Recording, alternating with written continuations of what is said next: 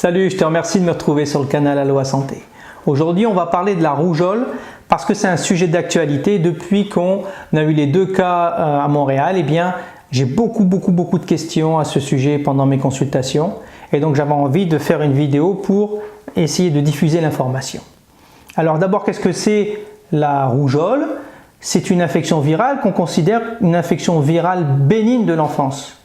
Par contre, c'est vrai qu'il y a des complications qui peuvent être vraiment graves et fatales, avec des infections respiratoires, avec des pneumonies sévères, ou alors des infections neurologiques et des encéphalites qui sont parfois effectivement mortelles. Alors d'un point de vue mondial, la rougeole actuellement est en pleine progression, à plus de 300%. Donc c'est énorme. Par contre, nous au Canada, on a cette chance d'avoir des taux plutôt stables sur les années, avec plusieurs dizaines de cas par an. Alors on a eu effectivement deux épidémies en 2011 et en 2015, mais globalement les taux sont plutôt stables et ça n'a été possible que grâce à notre campagne de vaccination qui est efficace et qui reste actuellement le traitement préventif le plus efficace pour lutter contre cette pathologie. Alors je te rappelle, c'est une petite parenthèse, mais que la vaccination ça se fait en 2 doses, une qu'on fait à l'âge de 1 an et l'autre à 18 mois, et qui protège parfaitement bien ou suffisamment bien pour éviter la propagation et les épidémies monstrueuses dans le pays. Alors, on m'a posé pas mal de questions cette semaine et puis j'avais envie de les partager avec toi. On m'a posé la question de savoir comment on attrape la rougeole. Bon, la rougeole, ça va s'attraper par l'intermédiaire des gouttelettes des sécrétions qui seront en suspension, des gouttelettes qui proviennent du nez ou de la gorge de la personne infestée qui est passée par là et qui a toussé ou qui a éternué. Alors toi tu passes par la suite au même endroit et en respirant ces gouttelettes en suspension dans l'air, eh bien tu te contamines.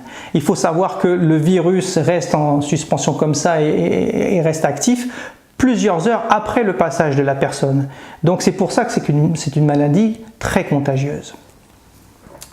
Alors, on m'a aussi posé la question de savoir si les personnes infectées sont contagieuses et pendant combien de temps. Alors je viens de le dire, c'est une maladie très contagieuse et on considère que la personne infectée est contagieuse à partir de 2 jours précédant les premiers signes de l'infection jusqu'à 4 jours après le début de l'éruption cutanée.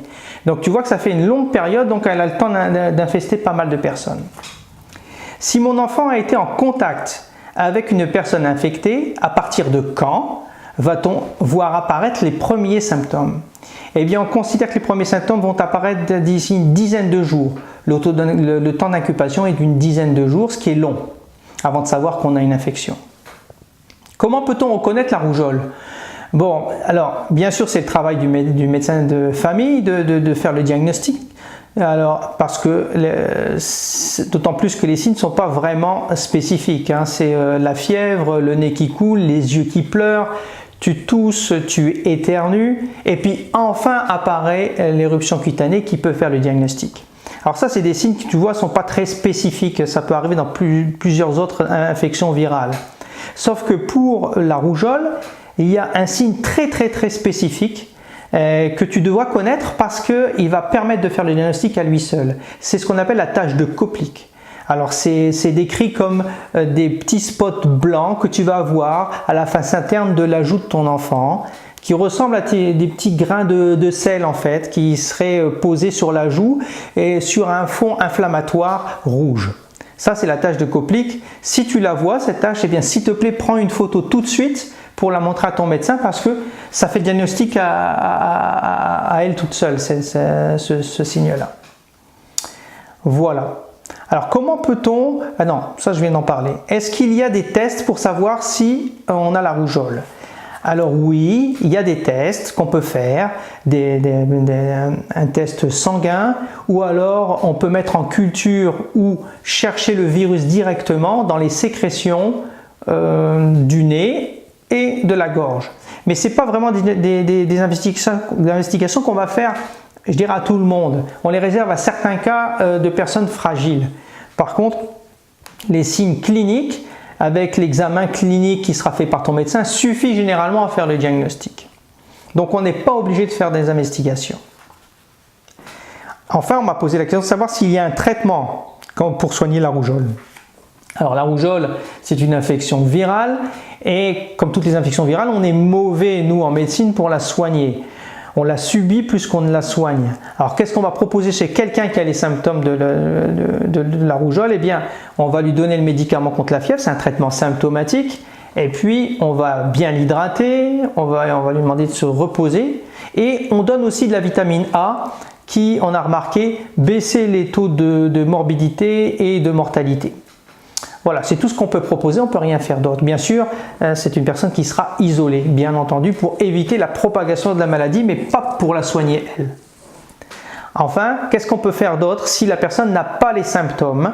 Eh bien, on en a parlé, c'est le traitement préventif, c'est la vaccination essentiellement, qui va nous procurer une immunité active. Le vaccin va faire en sorte que tu t'immunises contre cette maladie. Ça, on le donne aux gens qui n'ont pas l'infection et chez qui on veut les protéger de l'avoir.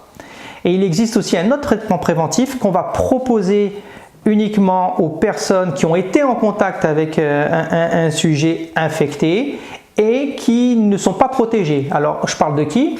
Je parle des enfants qui ont été trop jeunes pour avoir la vaccination, les personnes qui n'ont pas voulu faire la vaccination ou qui ne l'ont pas complétée, ceux qui n'ont pas eu les 2 doses, et enfin chez les personnes chez qui c'est contre-indiqué de vacciner, chez les personnes immunodéprimées par exemple. Donc toutes ces personnes-là qui ont été en contact, eh bien on va leur donner des immunoglobulines qui vont leur conférer une immunité active. C'est ça qui va les protéger. Voilà, bon, je pense que sans rentrer trop dans les détails, on a bien fait le tour de la question de la rougeole et j'espère que cette vidéo va t'apporter les informations que tu recherches. Moi, je te dis à la semaine prochaine pour un autre sujet. Bye!